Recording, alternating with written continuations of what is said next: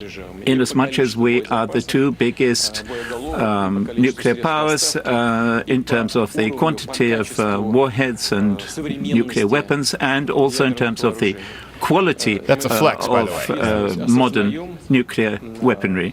We realize that. Double flex. I think it's absolutely obvious. He just flexed on quantity and technological capabilities. By the way, I'm pretty sure half of that is a lie. Responsibility to prolong the START 3 negotiations for 5 years. And of course, the whole question. Notice he didn't cough into his elbow. After that, we agreed that. He coughed into his hand and borderline smeared it on the mic. Take it! In due course. Do you notice, too, how the reporters there, it's not like the gaggle that you saw well, really, they only did it with President Donald Trump, but those reporters are terrified. First of all, could you characterize the dynamic between yourself and President Biden? Okay, this is an important one. Or was it friendly?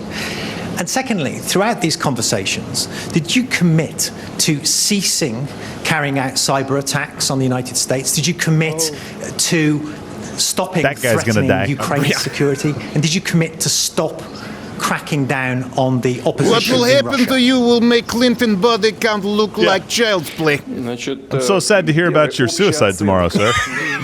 Going to paint my bedroom with your brains. As far as that is concerned, I don't think there was any kind of hostility. On the contrary, our meeting was obviously a fundamental one. Many of our joint positions are divergent, but nevertheless, I think that both sides manifested determination to try and understand each other and try and converge our positions. And I think it was very constructive. As far as cyber security is concerned, we agreed that we would begin consultations on that issue. Oh my gosh, come on, dude. I believe that's extraordinarily important. And obviously, both sides have to assume certain obligations there. I'd like to inform you that I think it's common knowledge, perhaps not to the public at large, but the American administration, I don't want to actually say which body it is, but American sources say that the majority of cyber attacks in the world are in fact on the cyberspace in the US. And then the second place is Canada, and the third is UK. That right there was a challenge. On that list. That right there was a challenge. Either what he just said was true, or it needs to be refuted by a president with balls. When he just said, I won't say which body, but one of maybe public does not know this. In other words, this is not public information, and it can't be verified because it's likely not true. But most cyber terrorism is from US of A. Your ball. Yeah. Now, if I were Joe, if it were Donald Trump right now, he'd be changing. The good thing is he wasn't on prompter. He'd be changing his speech. Yeah. As we speak. Yeah. If nothing else, does anyone want to argue with the fact that Donald Trump took things too personally? Yeah. And a challenge like that? Yeah. That's why Putin was very complimentary of Donald Trump, because he understood that it just doesn't pay to piss him off. Well, it's all part of negotiations. Like, Putin basically walked out and said, I gave him card to Geek Squad, said call for help. Yes.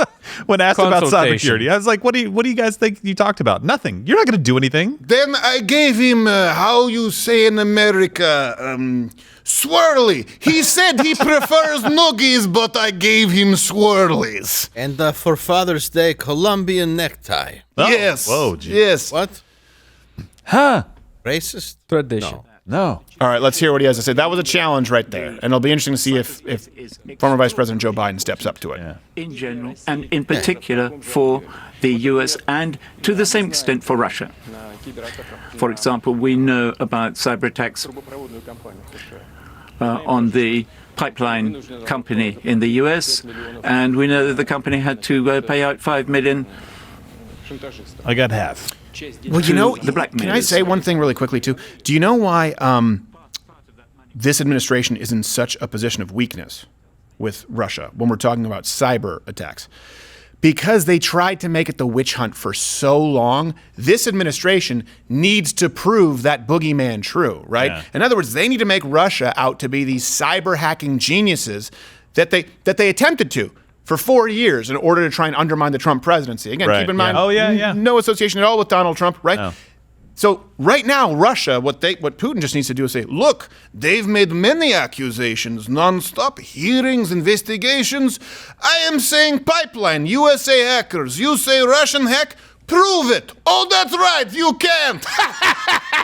That's what's happening right now. Yeah. He's holding some cards that he didn't hold against Donald Trump.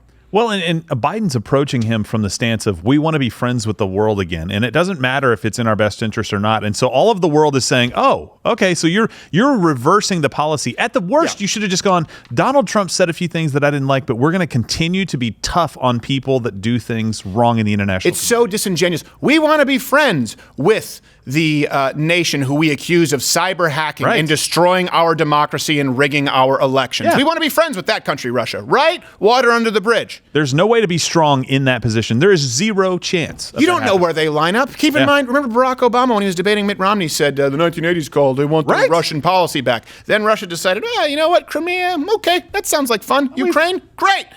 ISIS, let's create it. They did all this under Barack Obama's watch. Then all of a sudden, because they needed a boogeyman to try and say Donald Trump was, remember, they questioned the legitimacy of the election in 2016. People don't remember that. Amy Klobuchar, Elizabeth Warren, they had commissions, Jimmy Carter. You can go through all of it. And they blamed it on Russia. Made a lot of accusations, and we know that quite a few of them were false. Now, I'm not saying that there weren't Russian hackers. Of course not. But what I am saying is now Putin has the cards to say, well, this is what we can prove as far as American hackers. You prove what you say. Again, it's someone who talks a lot, former Vice President Joe Biden, who's insulting, who's confrontational, but from a position of weakness substantively. That's the worst posturing you can take as a world leader. Yeah. Be silent and strong, or talk a bunch of shit and be strong. The only option that is unacceptable is to talk a bunch of crap like calling someone a killer and accusing them of hijacking your elections and then saying, but maybe we can be friends. Yeah. You can't do it. No. And this man does. You think a former KGB officer is going to respect that? No, you know the reason he looks bored? Because in his downtime, he's feeding dissidents to bears, Stephen. Like, this guy is killing people and imprisoning people who disagree with him. He's like, I got to give a press conference and answer questions? This isn't normal.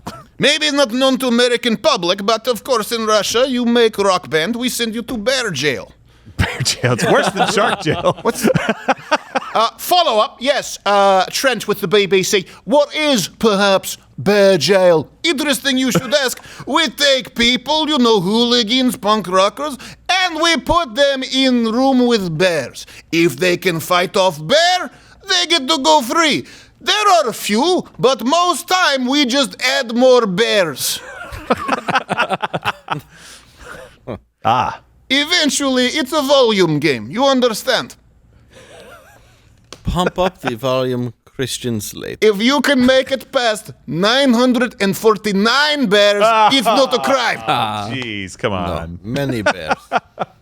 All right, let's hear what he has to say, and then we'll continue on with this. It doesn't. Honestly, he just flexed on nukes. Yeah. And he just flexed on saying, actually, I know you are, but what am I? I am rubber, you are glue. Saying, no, you guys are the cyber threats. You guys are the cyber terrorists. That's not good. That's not good. And unless Biden comes out forcefully, and I know people will say Donald Trump was too... Yeah, but Donald Trump didn't have to come out forcefully because Putin didn't accuse Donald Trump's administration of spying on Russia. All right. You should look at what the U.S. is doing, not Russia. Oh, there we go. All right, just again. As far as Good timing. our non-systematic or non-standard opposition is concerned, and the gentleman you quoted, first of all, this man knew that he was breaking the law of Russia. Is that what they're talking about? Yeah. I assume, sorry. He is somebody who has been twice convicted, and he consciously ignored the requirements of the law. The gentleman in question went abroad for treatment.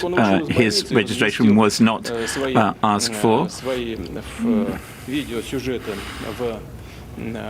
as soon as he got to the hospital, he showed his videos on the internet, but he ignored the demands of the laws.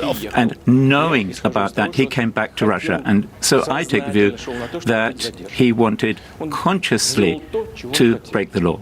He did exactly what he wanted to do. So what kind of discussion are we having? What can we talk about there? As far as the unofficial opposition Now, I will say, is concerned, you think that people in Russia understand the five-figure Look, discount for $949? I don't think Not saying he's right in this situation, but there is a mindset of he knew he knew there was law. He broke it knowing there was law, and so now we enforce law. Yes. His fingers are now my necklace. Yeah. These are not puka shells. These were shrunken fingers, like little head. Yes. But the fingers on my, yes, I wear on vacation. I come back with beads in my hair. Yes. Cultural appropriation. Bernie knows. Dreadlocks. He bought two. Yes. Hey, isn't it ironic that your senator who ran for president honeymoon here in Russia, and now Russia is honeymooning your president, huh? Huh? You can't get away from it. Watch Louder with Crowder live, Monday through Thursday, 10 a.m. Eastern.